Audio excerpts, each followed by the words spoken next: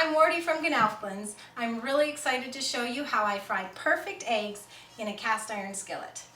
Cast iron can be troubling for many people, so I think these tips are going to help you, whether or not your pan is seasoned great or not. But if you are looking for a good cast iron seasoning, be sure to check out the post at the Gnaufblins blog on this subject.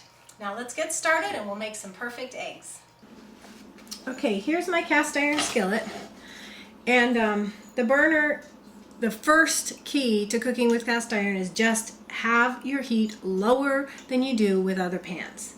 For eggs, I do 2 to 3, no higher, and my electric stoves go up to 10. So that's pretty much, medium low, if that. And the next key to working with cast iron is to be generous with the fat. So right now I'm going to make about 5 eggs for me and my family to eat for lunch. So here we got a couple tablespoons of butter. You can always underdo your fat and things will stick. If you overdo it, it doesn't matter. You'll just have extra in the pan for next time, for another batch of eggs or whatever. Things are delicious and healthy when they're cooked in fat, and your pan will work great if you use fat. Okay, so let's just review here. First, you're going to keep the heat low. Second, you're going to be generous with fat. But here's another tip for you. Use traditional animal fats. If you use butter or ghee, lard, tallow, chicken fat that you skimmed off your stock to fry your eggs. I use home rendered goat fat, duck fat. All of those animal fats are going to be the best performers in your cast iron skillet. If you turn to other traditional fats like coconut oil, that will work great too, but coconut oil tends to gum up the pan a little bit more. So your best performers are the traditional animal fats. This is preheated nicely. The butter's all melted. So you don't have to wait for sizzling or browning or anything like that because the heat is so low. So here we go. I'm going to start, and I've got to just apologize. My stove is not level, so I'm probably going to find that the eggs are going to run. But I'll just start putting in my eggs. 5 of them for our lunch. Got a shell. Pull that out. Now my friend Jamie, this is another tip for you that I don't find I need to do, but it might be one more thing you want to try. She salts the pan and then puts her eggs or whatever she's cooking on top of the salt, and she finds that extra grittiness of the salt prevents sticking to the pan.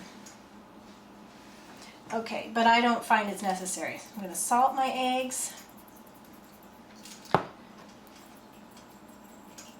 And pepper. And don't have to do this, but I break all my yolks.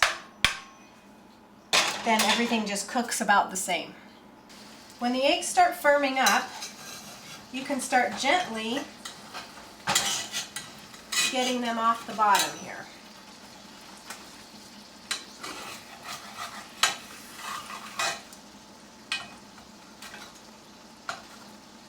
And if you're making scrambled eggs, this works too.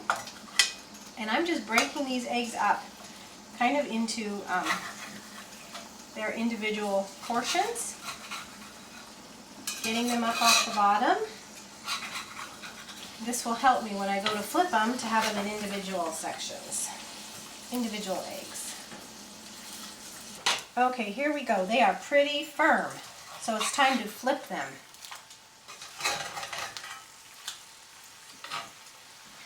I take some of my homemade cheese, and while they're finishing cooking, give everybody a slice of cheese or two.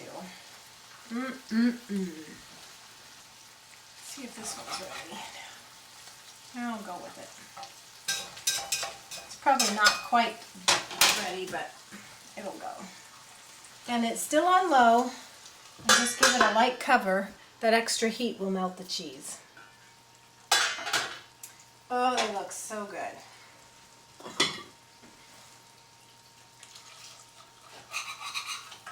And these will come right up off the pan. because of the low heat, the good fats, and the generous fat.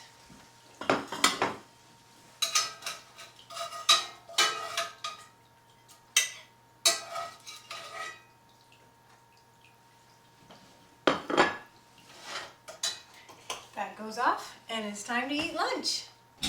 Now, if you did get any sticking, like I've got a little bit here, the time to get it is right now when the pan is still hot, because it's most receptive to being cleaned with. So, you know, my spatula works great to scrape this stuff off.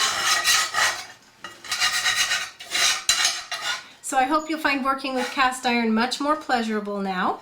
Be sure to use low heat, traditional fats, and generously fat what you cook. Check that out. Pretty much came clean, didn't it?